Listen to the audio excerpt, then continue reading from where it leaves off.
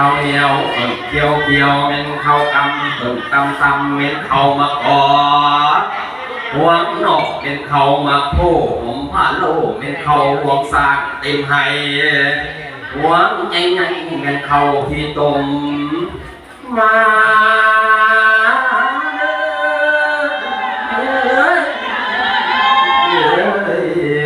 วันเธอ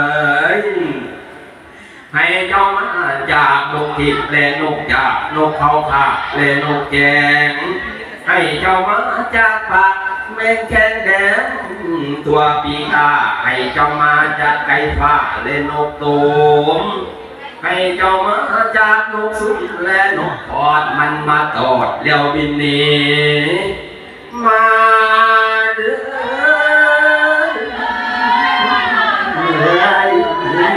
วันเขาให้เจ้ามาจากปากสารหวงนางวงมาจากปากกวงเล็กกระตายตัวสังไก่ในไพวันมาเย้วันนั้นเจ้า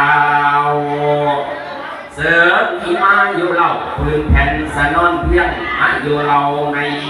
พื้นเพียงสนอนหามาอยู่เราพื้นบ้านสนอนดีมา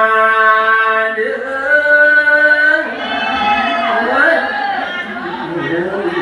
วันเขา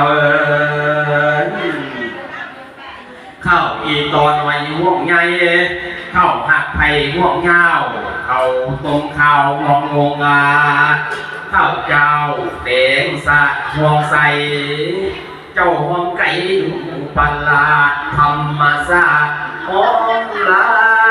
น์เข้าที่ไว้ห่วง